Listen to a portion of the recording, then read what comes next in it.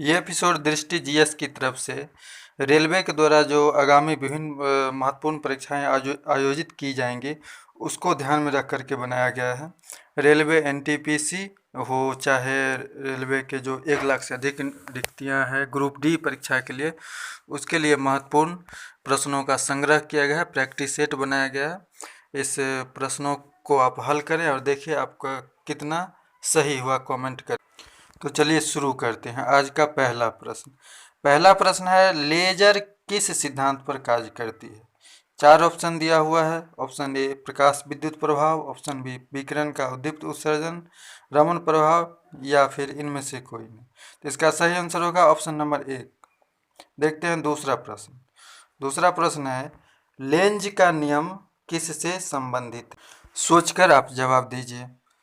10 second का आपको समय मिलेगा। देखते हैं कितने लोगों ने इस प्रश्न का सही आंसर दिया है। इस प्रश्न का सही आंसर होगा ऑप्शन नंबर बी, द्रव्यमान संरक्षण से। तीसरा प्रश्न है, डीडीटी का आविष्कार किसके द्वारा किया गया था? 4 ऑप्शन दिया हुआ है, इसमें से सही आंसर आपको चुनना है। तो इसका सही आंसर होगा option number C, Paul Muller. चौथा प्रश्न है, देखते हैं, तापमान की प्राथमिक इकाई क्या है? 4 ऑप्शन दिया हुआ है, सही आंसर आपको चुनना है। तो इसका सही आंसर होगा ऑप्शन नंबर बी, केल्विन, अर्थात तापमान की प्राथमिक इकाई केल्विन है। 5वां प्रश्न है, आधुनिक आवर्त सारणी में आवर्तों की कुल संख्या कितनी है? इस प्रश्न का सही उत्तर होगा 7, यानी option number C correct answer होगा। देखते हैं अगला प्रश्न। छठा प्रश्न है, राष्ट्रीय विज्ञान दिवस कब मनाया जाता है?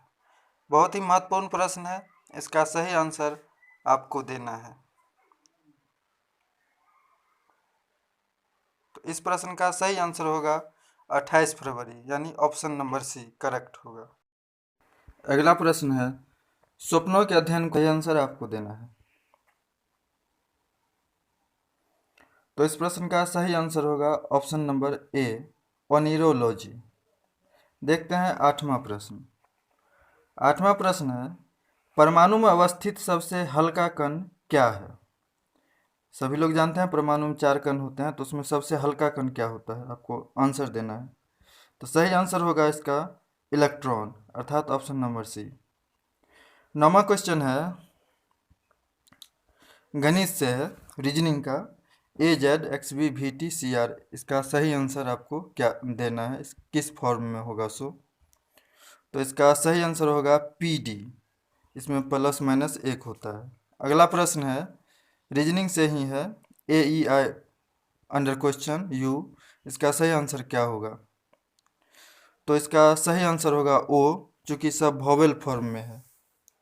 देखते हैं अगला प्रश्न, गणित से है, यदि 1140 रुपया में किसी घड़ी को बेचने पर 5% का घाटा होता है तो 5% लाभ प्राप्त करने के लिए घड़ी को कितने में बेचना पड़ेगा?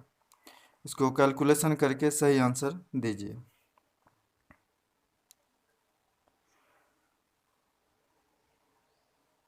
तो इस प्रश्न का सही आंसर होगा 1260 रुपया। इस तरह से सूत्र अप्लाई करके इसको सॉल्व किया जा सकता है। अगला प्रश्न है 12 नंबर क्वेश्चन, एलोरा के गुफाओं को किसने बनवाया था? एलोरा जो कि महाराष्ट्र में है, उसको किस वंश के शासकों ने बनाया था? दीजिए आंसर। तो इसका सही आंसर होगा राष्ट्रकूट, ऑप्शन नंबर सी।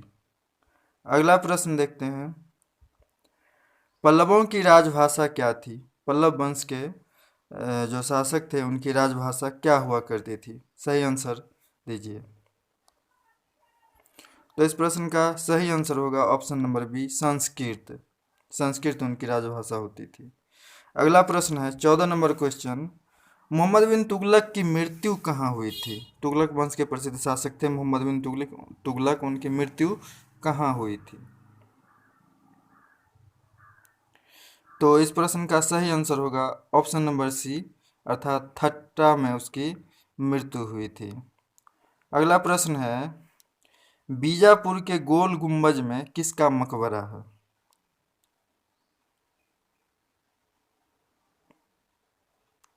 तो इस प्रश्न का सही आंसर होगा ऑप्शन नंबर ए, अर्थात मोहम्मद आदिल शाह की मकबरा है। 16वां नंबर क्वेश्चन है, खानदेश राज्य का संस्थापक कौन था? सही आंसर आपको देना है।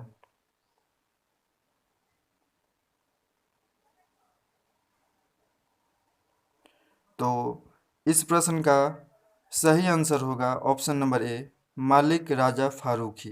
देखते हैं 17 नंबर क्वेश्चन क्या है। बुलंद दरवाजा का निर्माण किस विजय के उपलक्ष्य में किया गया था? बुलंद दरवाजा का निर्माण अकबर के द्वारा हुआ था, अर्थात किस युद्ध के उपरांत उसका निर्माण किया गया था? तो इसका सही आंसर होगा ऑप्शन नंबर बी, गुजरात विजय के उपलक्ष्य में बुलंद दरवाजा का निर्माण हुआ था।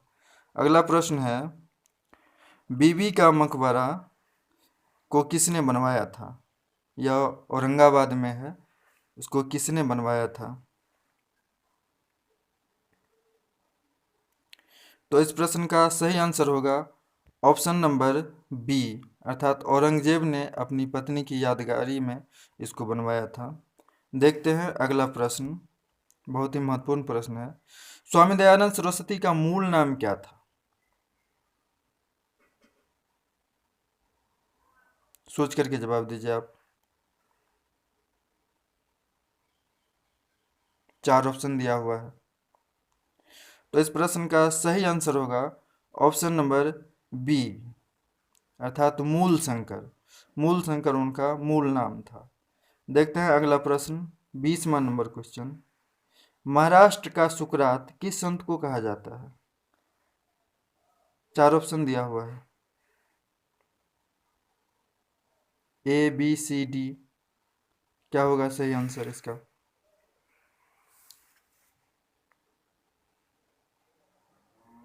जल्दी सोचिए।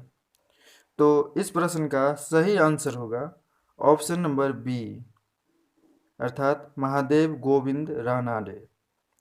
देखते हैं अगला प्रश्न, आधुनिक भारत के जनक किसको कहा जाता है? बात ही काफ़ी महत्वपूर्ण प्रश्न है। 4 ऑप्शन दिया हुआ है, ए बी सी अर्थात डी। क्या होगा सही आंसर?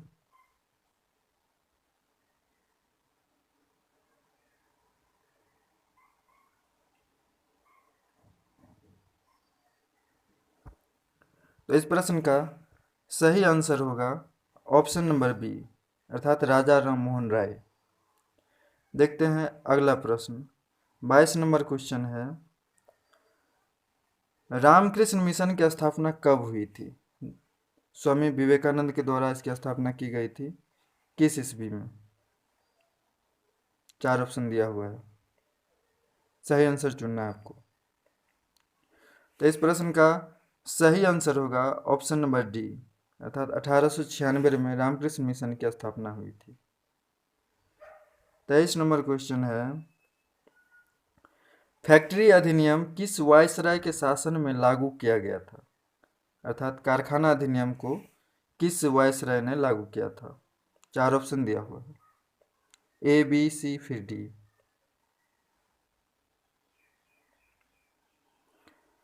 तो इस प्रश्न का सही आंसर होगा ऑप्शन नंबर ए, अर्थात लॉर्ड रिपन ने इस अधिनियम को लागू किया था। देखते हैं अगला प्रश्न। अगला प्रश्न है, अखिल भारतीय किसान सभा की अध्यक्षता किसने किया था? अखिल भारतीय किसान सभा की स्थापना सहजानंद सरस्वती के द्वारा किया गया था। तो इसकी अध्यक्षता किसके द्वारा की गई थी? इसका आंसर आपको देना है।